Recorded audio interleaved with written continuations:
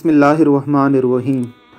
رمضان المبارک کے موقع سے رویت کے متعلق عوام میں شدید اختلاف کے باعث بعض علماء کرام وحدت رویت یعنی ایک چاند پر امت کو اکٹھا کرنے کی کوشش کر رہے ہیں، یعنی ایک ساتھ روزے رکھے جائیں اور ایک ساتھ ہی افطار کیے جائیں۔ اس حوالے سے صحابہ کرام اور سلف صالحین کا موقف کیا تھا، آئیے ہم جانتے ہیں اس حدیث کے ذریعے۔ حضرت ام فضل رضی اللہ تعالی عنہا حضرت قریب رضی اللہ تعالیٰ عنہ کو اپنے ایک کام کے لیے حضرت معاویہ رضی اللہ تعالیٰ عنہ کے پاس شام میں بھیجتی ہیں۔ حضرت قریب فرماتے ہیں کہ وہاں ہم نے رمضان شریف کا چاند جمعے کی رات کو دیکھا۔ میں اپنا کام کر کے واپس لوٹا، یہاں میری بات عبداللہ ابن عباس رضی اللہ تعالیٰ عنہ سے ہو رہی تھی۔ آپ نے مجھ سے ملک شام کے چاند کے بارے میں دریافت فرمایا۔ میں نے کہا کہ وہاں چاند جمعے کی رات کو دیکھا گیا ہے۔ آپ نے فرمایا تم نے خود دیکھا ہے؟ میں نے کہا جی ہاں میں نے بھی دیکھا ہے اور سب لوگوں نے دیکھا ہے، سب نے با اتفاق روزہ رکھا، خود جناب امیر شام حضرت معاویہ رضی اللہ تعالیٰ عنہ نے بھی روزہ رکھا ہے۔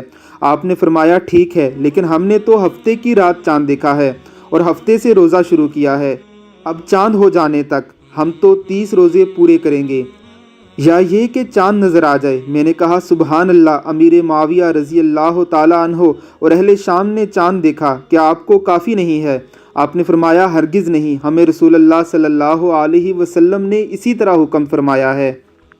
صحیح مسلم حدیث نمبر 1087، سنن ابی داؤد حدیث نمبر 2332، سنن نسائی حدیث نمبر 2111، سنن ترمذی حدیث نمبر 693، صحیح ابن خزیمہ حدیث نمبر 1916، سنن الکبریٰ البیہقی حدیث نمبر 8007، مسند احمد حدیث نمبر 2785، سنن دارالقطنی حدیث نمبر 2185 جلد نمبر 21۔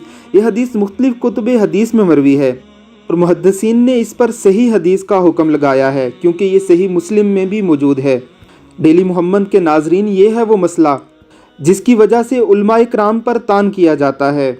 وزیر اور مشیر بھی علماء کرام کو برا بلا کہتے ہیں، حالانکہ مسئلہ بالکل واضح ہے کہ جہاں چاند دیکھا جائے گا وہاں روزہ رکھا جائے گا، جہاں چاند نظر ہی نہیں آیا وہاں لوگ حضرت عبداللہ ابن عباس کی طرح چاند دیکھنے پر ہی روزہ رکھیں گے اور چاند دیکھنے پر ہی عید کریں گے۔